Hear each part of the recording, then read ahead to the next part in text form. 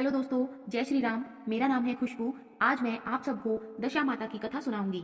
अगर आप मेरे चैनल पर नए हैं तो सबसे पहले चैनल को सब्सक्राइब कर लें, कथा को अंत तक सुने। कथा अच्छी लगे तो एक लाइक और एक कमेंट, एक शेयर करके मुझे सपोर्ट करें। चलिए शुरू करते हैं दशा माता की कथा। सालों पहले नल नामक एक राजा राज किया करते थे। उनकी पत्नी का नाम दमयंती था। दोनों अपने दो बेटों के साथ सुखी जीवन जी रहे थे। राजा के शासन में प्रजा भी काफी समृद्ध और सुखी थी। कुछ समय बाद होली दशा का त्योहार आया। जब दोपहर के समय रानी अपने कमरे में आराम कर रही थी तो एक ब्राह्मण महिला राजमहल में आई और रानी से मुलाकात करने की इच्छा जताई। आज्ञा मिलने पर उस ब्राह्मणी को रानी के पास ले जाया गया।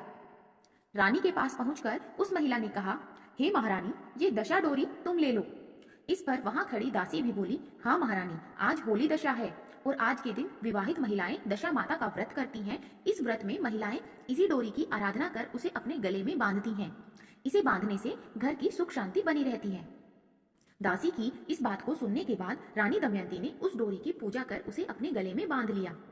कुछ दिन बीतने के बाद राजा नल ने अपनी पत्नी के गले में उस डोरी को बंधा हुआ देखा तो उसे देखते ही राजा ने अपनी पत्नी से पूछा, हे प्रिय, आपके पास इतने सोने के हार होने के बावजूद भी इस डोरी को क्यों बांध रखा है?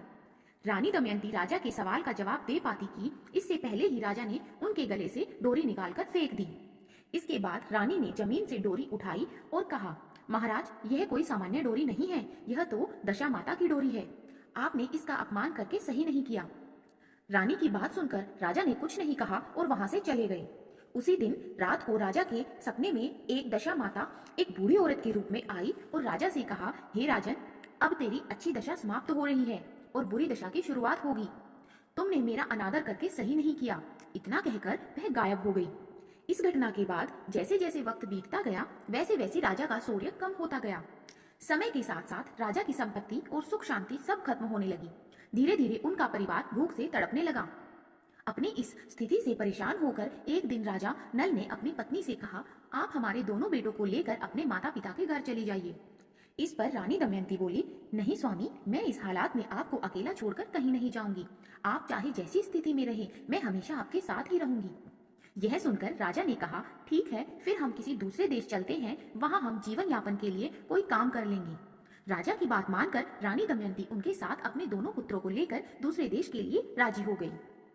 राजा नल जब अपने परिवार के साथ दूसरे देश जा रहे थे तभी उन्हें भील नामक राजा का राजमहल दिखा। राजा नल ने भील के यहाँ अमानत के रूप में अपने दोनों बेटों को छोड़ दिया। इसके बाद वह अपनी पत्नी के साथ आगे का सफर तय करने लगे। कुछ दूर जाने के बाद राजा को अपने मित्र का घर दिखा। उसे देखकर राजा नल ने अपनी पत्नी से कहा, चलो तुम्हें अपने मित्र से मिलवाता हूँ। कुछ ही देर में राजा अपने मित्र के घर पहुंच गए। उनके मित्र ने दोनों का खूब स्वागत किया। फिर राजा के मित्र ने अपना कमरा दोनों को सोने के लिए दे दिया। राजा और रानी जब उस कमरे में गए तो उन्होंने देखा कि वहां एक मोर की प्रतिमूर्ति पर हीरों से हार जड़ा सुंदर सा टंगा हुआ है। उसे देखते देखते दोनों सो गए। बीच रात अचानक रानी की नींद टूटी। उसने देखा कि वह बेजान मूर्ति हीरे का हार खा रही है। रानी यह देखकर हैरान हो गई और उसने तुरंत राजा को जगाया। राजा नल भी इस दृश्य को देखकर दंग हो गए। फिर दोनों ने सोचा कि सुबह होने पर अगर दोस्त ने पूछा कि हार कहाँ गया तो क्या जवाब देंगे। इसी सोच के साथ चोरी के इल्जाम के डर से दोनों रात को ही महल छोड़कर चले गए। अगली सुबह राजा का मित्र और उसकी पत्नी उस कमरे में गए।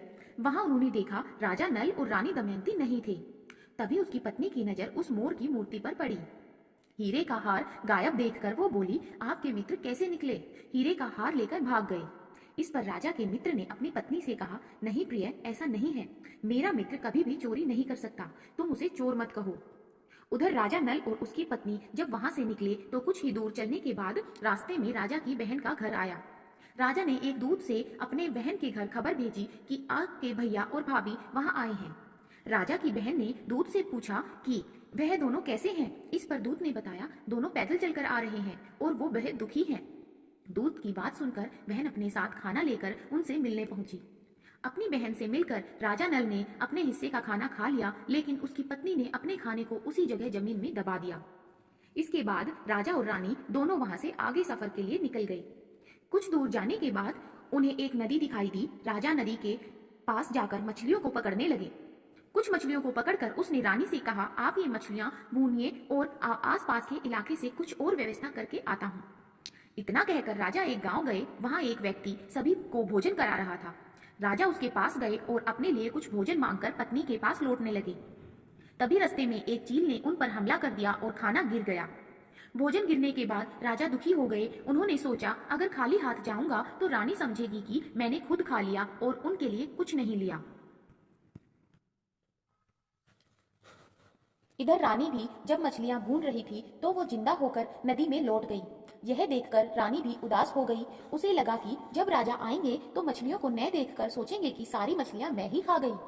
तभी राजा वहां पहुंचे और उन्होंने चील वाली बात रानी को बताई और रानी ने मछली के जीवित होने का किस्सा सुनाया। कुछ देर बाद दोनों बिना कुछ खाए ही आगे की ओर चल दिए। आगे बढ़ने के बाद रानी दमयंती का घर आया। यह देखकर राजा ने अपनी पत्नी से कहा, तुम्हारा मायका आ गया है, हम दोनों यहाँ कोई काम ढूंढ लेते हैं। रानी ने सिर हिलाते हुए राजा को सहमति दी। कुछ ही दिनों में रानी एक राजमहल में दासी का काम करने लगी और राजा नल भी पास की ही एक तेल की दुकान में लग गए। ऐसे ही दिन बीतते चले गए और होली दशा का त्योहार दोबारा आ गया। पर्व मनाने के लिए सभी रानी और दासी नहाकर तैयार हो गई।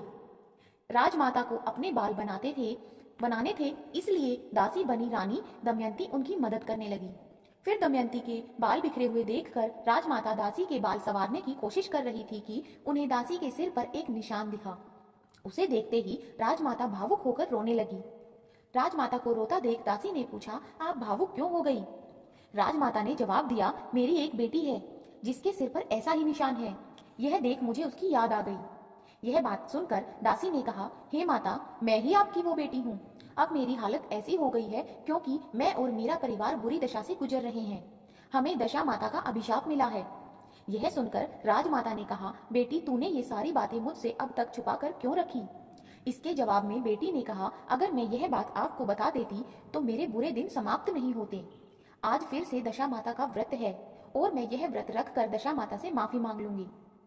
तभी राजमाता ने पूछा कि हमारे दामाद कहाँ हैं? बेटी ने बताया कि वह पास के ही एक तेल की दुकान में काम कर रहे हैं। राजमाता ने तुरंत कुछ लोगों को भेजकर अपने जमाई को महल में बुलवाया। फिर उन्होंने अपने जमाई को नए वस्त्र देकर तैयार होने और भोजन करने को कहा। बाद में मिलकर राजा और रानी दोनों ने दशा माता की पूजा की। पूजा करने के बाद राजा नल और रानी दमयंती की अच्छी दशा लौट आई। दशा ठीक होने के बाद राजा ने अपने ससुराल में कुछ दिन बिताए और फिर अपने राज्य वापस लौटने की इच्छा जताई।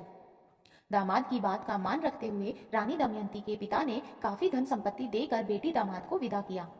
अपने प्रदेश की ओर लौटते समय रानी उस जगह पर गई जहां उसने मछलियों को भूना था और राजा के भोजन पर चील ने हमला करके गिरा दिया था। वहां से निकलने के बाद राजा दोबारा अपनी बहन के नगर पहुंचे। यहाँ पहुंचते ही फिर से एक दूत ने राजा की बहन को बताया कि उनके भैया और भाभी आ रहे हैं। बहन ने उस दूत से उनका हालचाल जाना। इस पर दूत ने बताया, दोनों की दशा अच्छी है और वो खुश लग रहे हैं। यह सुनकर राजा की बहन मोतियों से भरी थाली लेकर भैया और भाभी से मिलने पहुंची। राजा की बहन को आता देखकर रानी ने धरती माता से विनती की और अपनी अमानत को वापस मांगा। फिर वह उस जमीन को खोदने लगी जहां उसने जाते समय रोटी और कांदा गाड़ा था। जमीन खोदने पर सोने और चांदी में परिवर्तित रोटी और कांदा निकला, जिसे रानी ने अपनी नंद को दे दिया। अपनी बहन से मुलाकात करने के बाद राजा और रानी उसी मित्र के घर पहुंचे जिसने उन्हें सबसे पहले शरण दी थी। यहाँ उस मित्र ने सबसे पहले की तरह ही राजा और रानी की मेहमान नवाजी की। साथ ही रात में सोने के लिए दोनों को वही कमरा दिया जो पहले दिया था। राजा को उस रात नींद नहीं आई और वह मोर की प्रतिमा द्वारा हार निगलने वाली बात के बारे में सोचता रहा। तभी उसने देखा कि वो मोर निगले हुए हीरे के हार को उगल रहा है। उसने तुरंत अपने दोस्त और उसकी पत्नी को जगाया और वह दृश्य दिखाया। यह देख दोनों दंग रह गए। तब राजा ने कहा, मित्र, तुम्हारे हार को इस मोर ने खाया था और तुमने सोचा होगा कि इसे हम चुरा कर भाग गए। अपने दोस्त को सच्चाई बताने के बाद राजा और रानी महाराज भील से के पास पहुंचे और अपने बेटों को वापस मांगा। यहाँ राजा भील ने उन्हें लौटाने से मना कर दिया। इस पर गांव के लोगों ने कड़ा विरोध जताया, जिसके बाद राजा भील ने बेटों को लौटा दिया। फिर राजा नल और रानी दमयंती अपने बेटों के साथ नगर की ओर लौटने लगे। अपने राज्य पहुंचते ही वहां के लोगों ने धूमधाम से राजा का स्वागत किया। इसके बाद राजा पहले की ही तरह खुशी खुशी अपने परिवार और प्रजा के साथ जीवन व्यतीत करने लगे। इस कहानी से हमें सीख मिलती है, हमें कभी भी भगवान का अनादर नहीं करना चाहिए। ऐसा करने पर बुरे परिणाम झेलने पड़ सकते हैं। बोलिए दशा माता की जय। कहानी अच्छी लगी तो वीडियो को लाइक करें, शेयर करें और कमेंट करें। चैनल को सब्सक्राइब करें और बेल आइकन को प्रेस करना ना भूलें ताकि आगे इसी तरह की कथाएं व कहानियां सुनने के लिए आपके पास नोटिफिकेशन सबसे पहले पहुंचे। धन्यवाद। हेलो दोस्तों।